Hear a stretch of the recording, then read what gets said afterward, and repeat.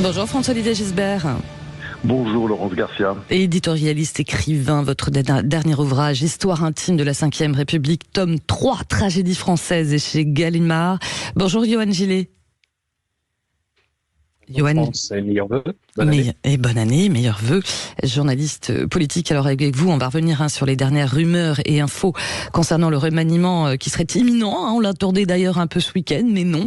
Il y a bien eu la galette des rois, mais pas encore la fève du remaniement. On sait que le président Macron, c'est le maître des horloges. Vous qui connaissez très bien, François-Olivier Gisbert, les coulisses du pouvoir, vous pensez que c'est pour demain ? Je ne sais pas, parce qu'avec Emmanuel Macron, ça peut toujours changer. Vous savez, il y a eu quand même ce petit épisode de 2022, vous vous souvenez sans doute, où après les législatives, il avait décidé de nommer Catherine Vautrin. Oui. Donc c'était après l'élection présidentielle. D'ailleurs, Catherine Vautrin, qui est présidente de l'agglomération de Reims, et qui était LR, mais qui avait rejoint tout récemment Macron, puisqu'elle avait appelé à voter Macron à la présidentielle. Bon, il la convoque, il déjeune avec elle, il décide, voilà, on va prendre le directeur de cabinet, puis paf, au dernier moment, allez, c'est Elisabeth Borne. Alors qu'il avait vraiment quasiment nommé, quoi. Ouais. C'était pas public. Et là, tout est toujours possible, et il peut aussi garder Elisabeth Borne. Ce qui est Vous sûr, pensez c'est ça ? qu'il a Vous pensez, entamé- franchement ? Vous pensez ? Non, je pense pas qu'il va le faire, mais je pense pas qu'il va le faire parce que je pense qu'il est un peu contraint. C'est-à-dire que la vraie histoire depuis le début, c'est qu'il a perdu les élections législatives de 2022 et il n'a toujours pas compris. Bon, il fait comme s'il les avait gagnées. Mais en politique, ça c'est le problème de la démocratie. Quand vous n'avez pas de majorité, vous devez refaire des coalitions, des grandes coalitions. Vous savez, il y a des pays. C'est pas l'histoire de retourner la 4e République avec des histoires de partis. Vous avez autour de nous des grands pays, par exemple l'Allemagne, l'Espagne, qui sont gouvernés par des coalitions. Ouais. C'est-à-dire des groupes voilà, qui s'entendent sur un pacte de gouvernement et qui font la politique ensemble. Là, il n'a pas voulu faire ça. Il fait donc comme s'il avait gagné, comme s'il avait une majorité, mais il n'a pas de majorité. Et il est un peu contraint au 49-3, et je pense qu'il est obligé de bouger, au moins. Moi, je pense qu'il faut aussi qu'il essaye il y a beaucoup de choses à faire aujourd'hui en France, tout le monde le sait. Il y a d'immenses chantiers. Et je pense que c'est pas plus mal qu'il change cette équipe de bras cassés en grande partie. Enfin, il n'y a pas que des bras cassés. Les bras cassés, c'est-à dire, avant de donner la parole à Yohann Gillet. Beaucoup de ministres. Enfin, je veux dire, il y en a 3 ou 4 qui sortent du lot, à commencer par Gabriel Attal, mais puis il y a Bruno Le Maire, Gérald Darmanin, enfin, ce sont toujours les mêmes. Non, eux, c'est pas les bras cassés, vous voulez dire ? Ah non, eux, sont pas des bras cassés, mais il y a quand même beaucoup plus de bras cassés qu'en moyenne. Alors, si on regarde tous les gouvernements de la Ve République, je crois qu'on a rarement vu un tel niveau. vous ne donnez pas de nom, François-Olivier. Non, parce que je veux pas insulter, c'est absurde. Enfin, tous les auditeurs comprendront. Bon, en revanche, c'est vrai qu'on parle aussi d'un grand nettoyage, Yohann Gillet, après l'affront de certains ministres contre le projet de loi immigration. Alors parmi les sortants, parce que parmi les sortants, on se dit que les jours seront certainement comptés pour Clément Beaune, qui aurait suspecté d'avoir mené aussi une mini-fronde gouvernementale contre la loi sur l'immigration. Il y aura aussi un grand nettoyage, vous pensez, vous, Yohann Gillet ? Et Emmanuel Macron a déjà conduit une fronde contre lui-même, c'est-à-dire en faisant toujours tout et son contraire. Donc il commence déjà par nettoyer son propre corpus idéologique. Le problème d'Emmanuel Macron, c'est qu'en ce moment, il court comme un poulet sans tête. Il court dans tous les sens parce que, comme je vous le disais la semaine dernière, il n'a plus de lecture politique possible.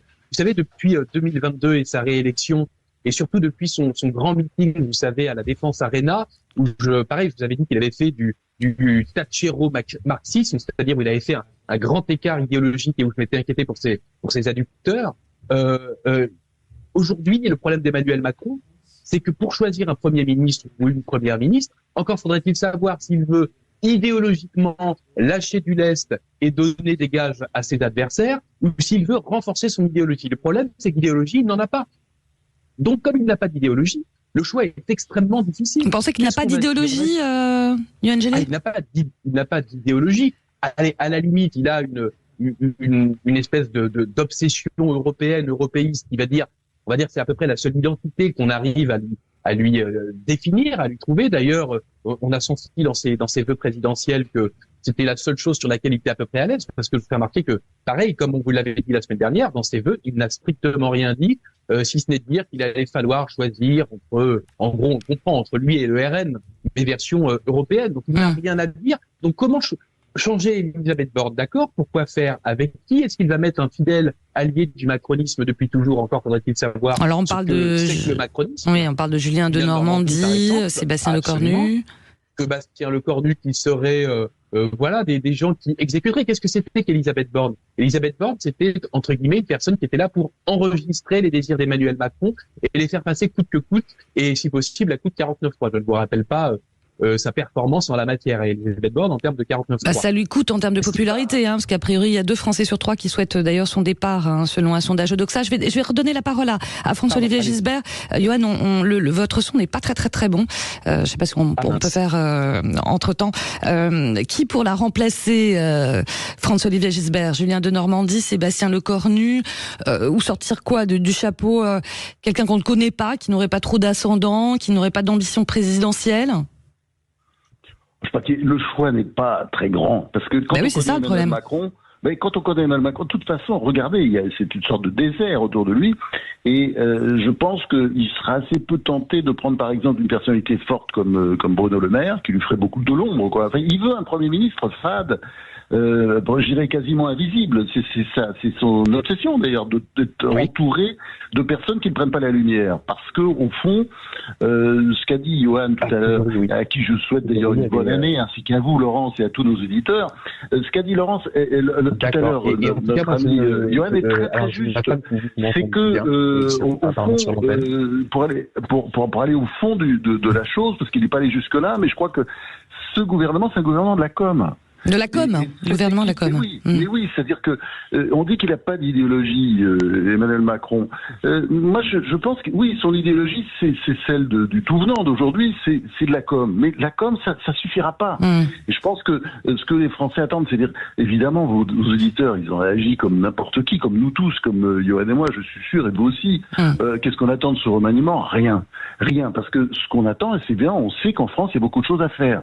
Il y a beaucoup de choses à faire, il y a un endettement qui file, il y a une immigration qui est incontrôlée, enfin il y a 1000 sujets à traiter qu'il faut traiter, et que ce gouvernement, que cette équipe paraît incapable, comment dire, on n'a pas le sentiment du tout qu'elle puisse traiter ces sujets.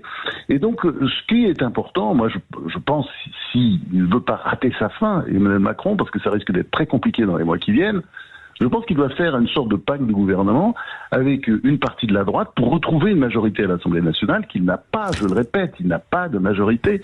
Avec, ça va être très compliqué parce qu'évidemment, il aurait fallu faire ça tout de suite après l'élection, mais avec d'un côté son aile droite, et puis pour rester toujours dans le même temps, ni droite ni gauche, il peut trouver aussi des alliés à la gauche, disons parmi les socialistes dissidents. Il y a quelques élus, et puis il pourra peut-être trouver même des gens à l'intérieur du groupe socialiste, si il voulait vraiment changer la donne. Mais moi, j'ai pas le sentiment. Je pense qu'on est toujours dans le rafistolage.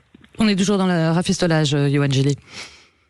Disons qu'encore une fois, quand on n'a pas d'idéologie, on bricole. Vous savez, il a rendu hommage à Jacques Delors lors de cette vendredi aux Invalides, oui. Voilà, républicaine. Et dans le discours qu'il a prononcé, qui était un discours qui était bon, il a effectivement dressé le portrait d'un homme visionnaire. On peut être ou ne pas être d'accord avec sa vision de l'Europe à Monsieur Delors. Néanmoins, il a raconté l'histoire d'un parcours, de quelque chose qui se suivait, de la capacité aussi à dire « je ne pense pas être l'homme qu'il faut pour être votre président de la République », de quelqu'un qui a été capable de renoncer pour par contre ne pas renoncer à ses idées.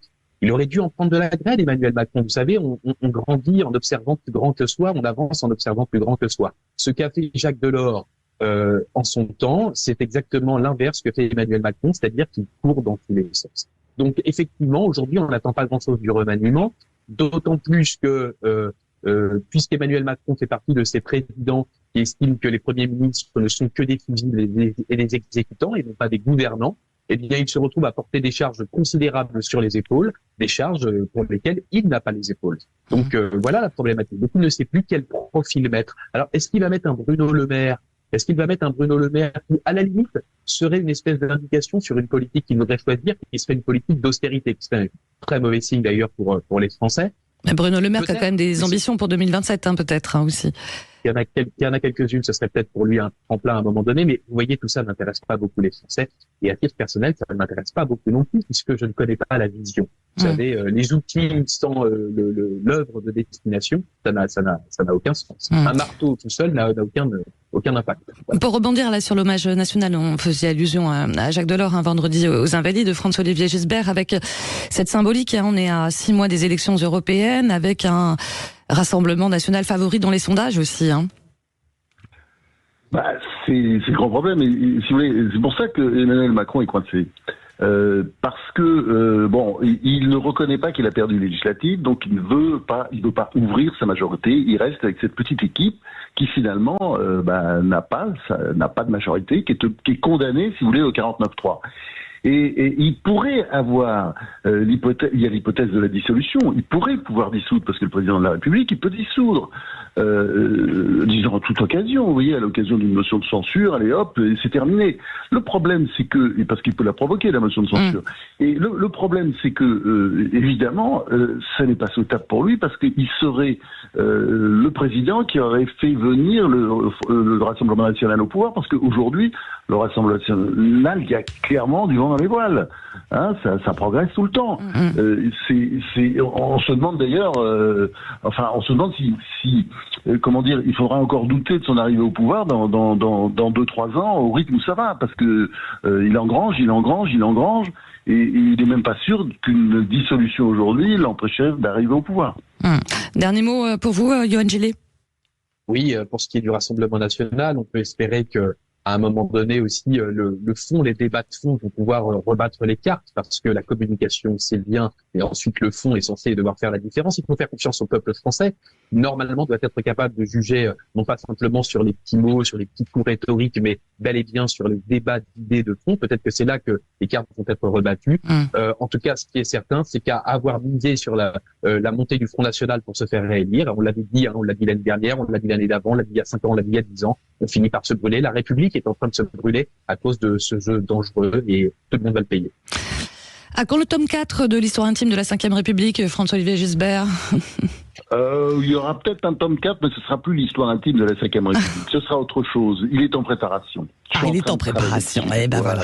Mais ce sera autre chose. Ce sera, pas vraiment un 4e tome. Vous voyez. En attendant le tome 3, il est déjà chez Gallimard. Merci beaucoup François-Olivier Gisbert. Bonne année à tous. Allez, bonne année. À bientôt. Et merci Yohann Gillet. À bientôt. Merci Laurence. À bientôt. Au revoir.